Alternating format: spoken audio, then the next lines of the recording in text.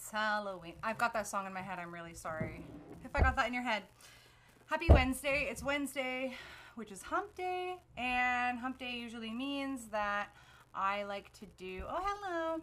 I like to do a live video on a topic of some kind, or if you ever want to send me a question or a topic, please feel free to send it to me. Of course, whenever I do my live video, it will be completely anonymous. I won't share, of course, who sends me whatever question or topic. So on Wednesdays, I usually do a live video and I will talk about whatever topic that you're interested in. Please feel free to join in on the conversation if you have a story, if you have a thought, a question. You can, there's nothing that will make me feel uncomfortable. I joke about that, but it's true. So this week's topic, is shame. Now, not only is that a very loaded topic, but it's super vague, and I did that really intentionally, actually. I wanted a really vague topic, especially for something this loaded, because shame is because it's such a loaded topic. And I decided that for this one, I kind of wanted to basically allow people watching to kind of navigate and just kind of see where it goes. In terms of shame. And I'm basically just going to kind of talk about it, but if you have something to say, please let me know and we can go in that direction. I'm just going to kind of talk about it unless someone has anything to say. So feel free to comment your questions or what have you. To start, for me, the topic of shame is hugely surrounding what I do for work and a lot of my passion. A lot of you know I started my adventures in sex and the sex world as a stripper when I was going to school for nursing. Togepi, I'm watching you. That's my cat. Sorry, she got into my water, as usual.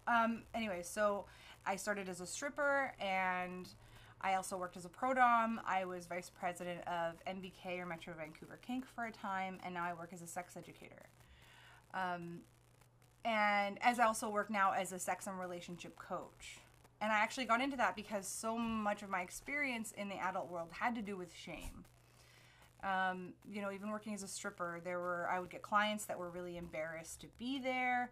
I'll never forget, I tell this story here, I'm going to plug my topic here, not so subtly, to plug my stuff, but in my book, Call Me Holly, My Years on the Pole, my book of stripper memoirs, I wrote about someone that came in to see me.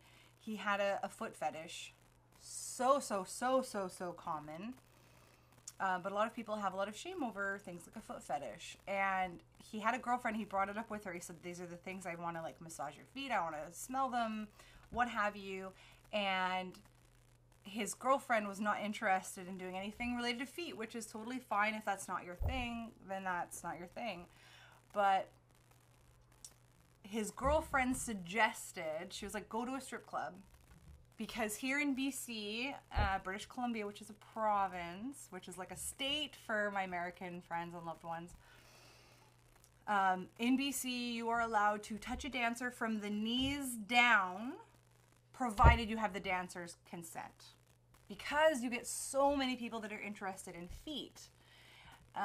So people would come in and want to give me money to rub my feet. And I'm like, okay, win-win for everyone.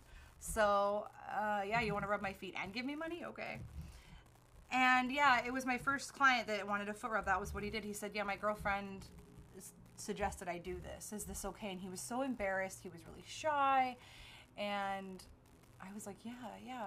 I mean, I thought it was really cool that his girlfriend was really supportive and gave him a resource for him to go kind of seek out that wasn't something that, that was hers and a boundary of hers. So I thought that was really cool. But I can't tell you how many clients are embarrassed or ashamed of just going to see a stripper, of getting a lap dance, of their fetishes, oh, and here she comes.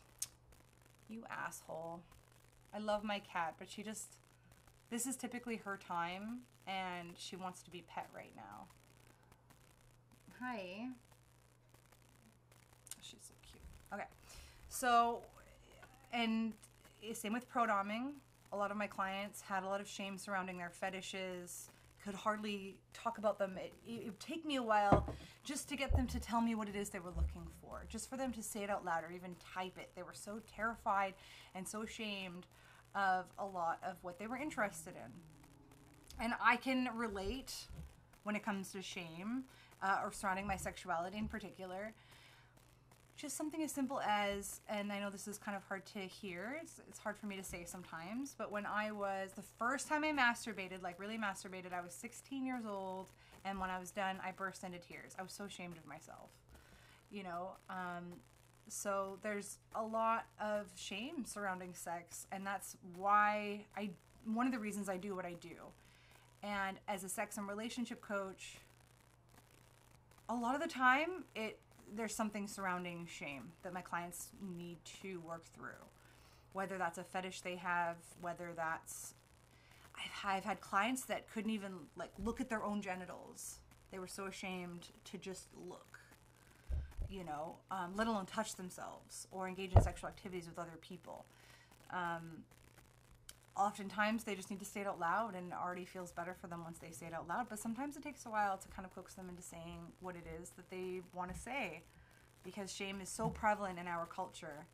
When I say our culture, I mean specifically like North American/Western culture, that sex is so shamed. You are so in the way.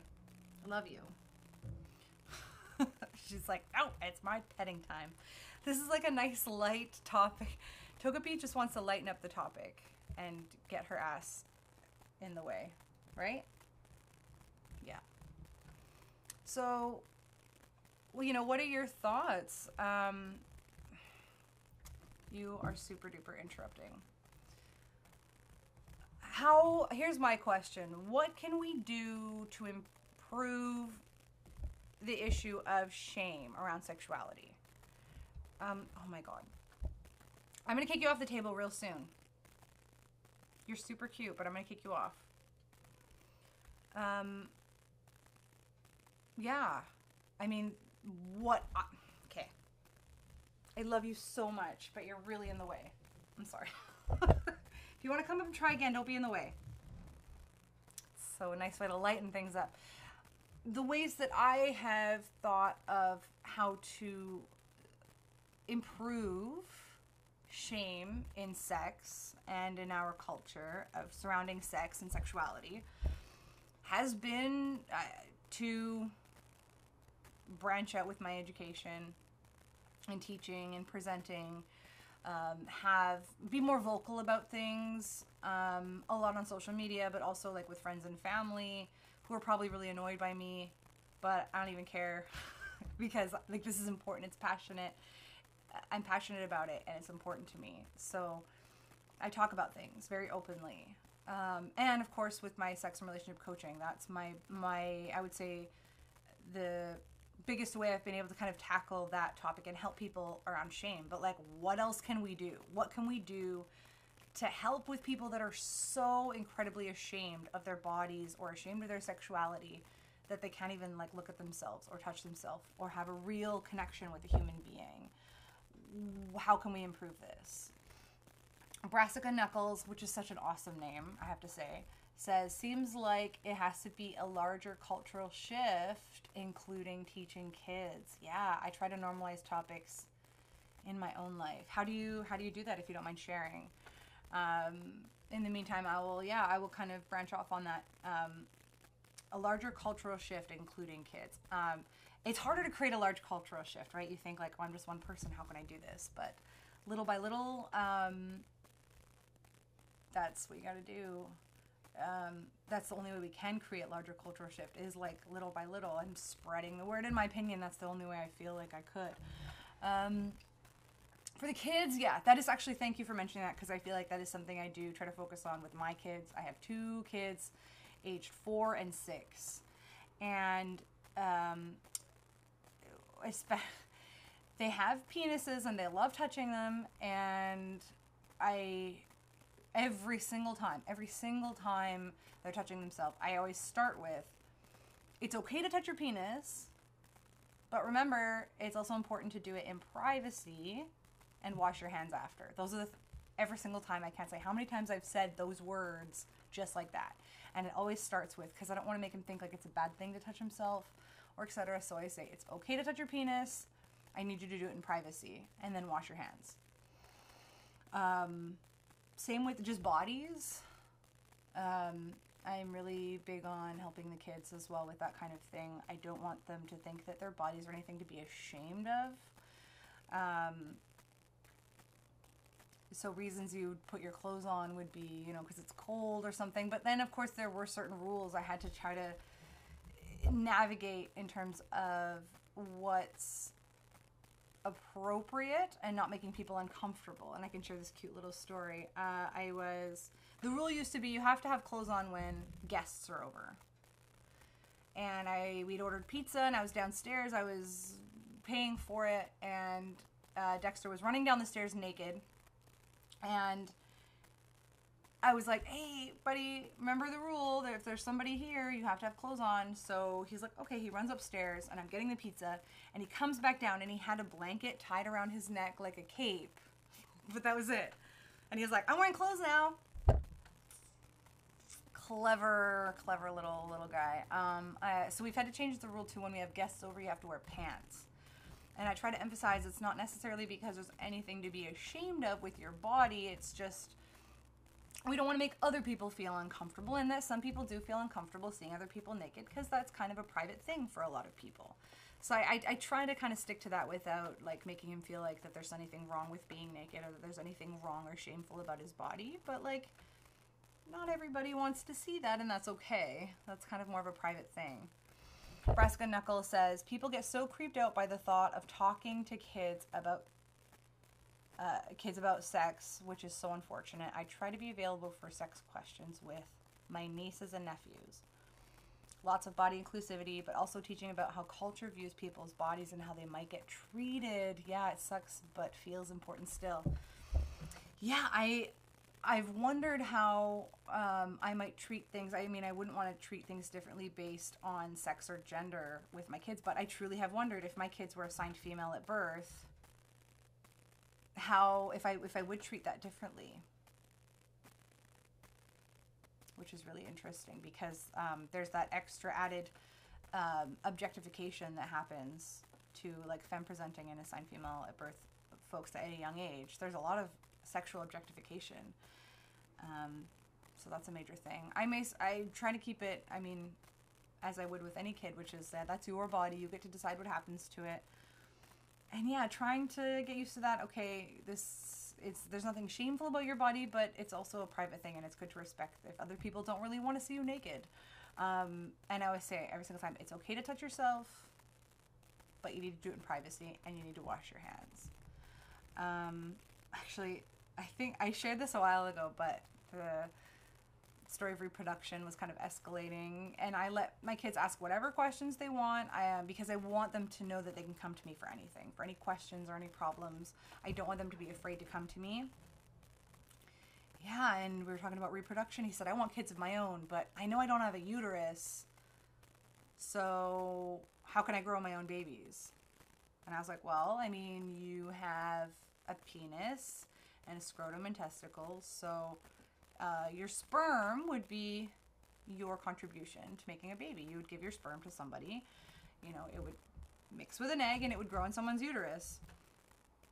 And he was like, okay, well, how do I get my sperm out? And honestly, I had this moment of panic. And I am so comfortable around the topic of sex. And I had a slight moment of like, oh my goodness, how do I talk to my 6-year-old about this?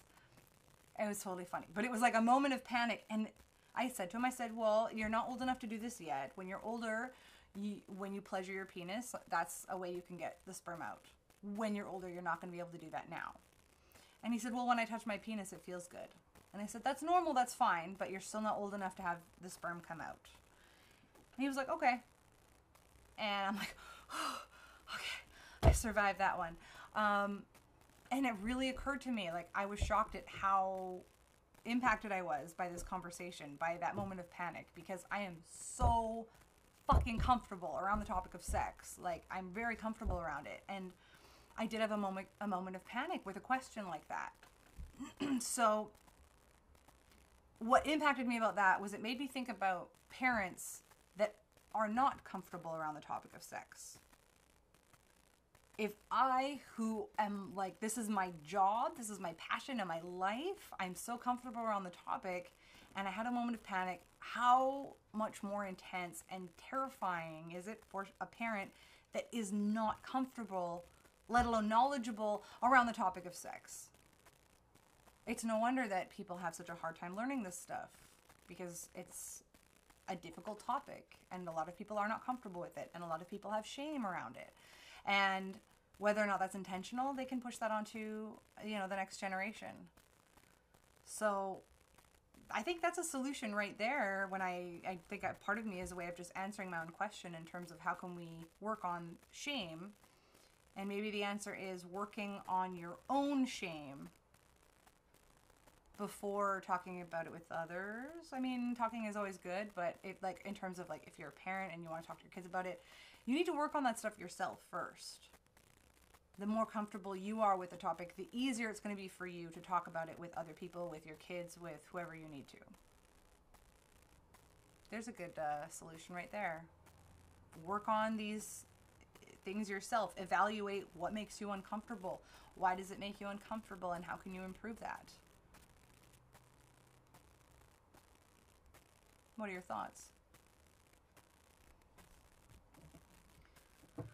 I'm sorry, I know I look pretty haggard. I don't want to be. I'm trying. Actually, here's another thing. That's another thing. I'm trying not to be so hard on my appearance, on my looks, based on how tired I am, based on, the makeup that I've been wearing all day and is kind of mostly slightly rubbed off now. I need to stop doing that. I need to stop bashing my looks. I used to be really bad in terms of my body and making comments about my own body, and I don't want my kids to hear that. I don't want them hearing me be negative about my own body, because I don't want them to think that that's wrong. One major thing that, I don't know if it's necessarily shame, but I guess it is my own kind of fat shaming that I do to myself sometimes.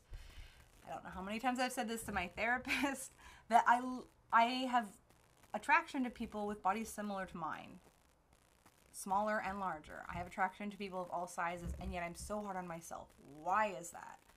We're just self-deprecating humans. But that's something I do work on, and the topic of my belly has been something that my kids, mostly Dexter, talks about. He's like, "Mommy, I love your belly. Can I wiggle your belly? Can I squish your belly?" And I'm happy he asks, because I've insisted that he asks, and sometimes I've let him wiggle my belly. And that's so difficult for me to do, because everything in my brain is telling me that that's something I should be embarrassed or ashamed of. But I don't want him to think that that's something to be embarrassed or ashamed of. So there are times when I've said, no, I'm not comfortable with you wiggling my belly right now. But when I'm like, you know what, I'm okay with it, I'll let him wiggle my belly. And then he'll give it a hug and he's like, I love your belly. So that's something I've been trying to work on myself. And trying really hard to make sure that my kids don't have my own issues passed down onto them. Brassica Knuckles says, gosh, my biggest body issues came from hearing my mother talk shit about herself. That's right. Good on you for challenging that shame. Plus you look great. Oh, thanks. We all struggle. We do. Like I said, we're self-deprecating humans. And it is a struggle for me to try to remain positive about my body in front of my kids, especially. And I know I jokingly call myself Haggard Dragon Mom when I'm looking really tired and I'm usually not wearing makeup. My hair's all askew. But at the same time, I feel like I've been excusing that. Be like, hey, I'm sorry for the way I look. I'm not going to fucking apologize. This is how I look. And I need to be proud of it. Question mark? See, it's difficult. The topic of shame is very difficult for a lot of people. Yeah, a lot of us have certain issues that we gain from not just our parents, siblings, TV, all kinds of media and things like that. Even honestly, and I will say this also as a mom, I still see posts in my mom group about attaining their pre-pregnancy bodies. yes, I'm sure that took a lot of work. That's great. But like, don't know what to say when people are like, yay, I fit into my old pants again. This is so awesome. And it's, you know, like there's this shame against like your baby weight. I still definitely carry my baby weight, and I'm sure I always will. Because everyone's body works differently. And I mean, like, biologically, that's part of how your body changes after kids. I'm sure if I had a ton of resources and the drive for it, I would lose it, but I don't really want to. And that's okay. But it is difficult to see a lot of these moms posting sometimes and being like, hey, you have to get on this diet if you want to get your pre-pregnancy weight back. And I'm like, ugh. I gotta go, but thanks for the Q&A. Thanks for joining Brassica Knuckles. Actually, I'm gonna go too because I am really tired, so I'm gonna keep it short tonight. Let me know your thoughts on shame. Because again, this is such a huge topic. We can always do like a 2.0 and continue on this topic. So if there's anything particular that you want to talk about shame, please let me know. I don't have a topic for next week as of yet. I need some ideas. Throw them at me. I'll come up with something and I'll announce it soon. Other than that, I need to go to bed. I'm tired. I'm tired and I want to go to bed. So thanks for joining. Happy Wednesday. Mwah, mwah, mwah. And I will think more about it. Please do. Please let me know if you have any thoughts on something you want me to share. I'm ready to go to bed. I'm like super ready to hit the hay. So you all have a good sleep and take care of each other. And remember, this is a saying that I have that I want to say more of now. Regardless of sex or gender, we are all just a bunch of nerve endings. It's pretty straightforward. Okay, love you. Mwah, mwah. Have a good night. Happy Wednesday. Happy hump day. See you later. And that's ending there. End.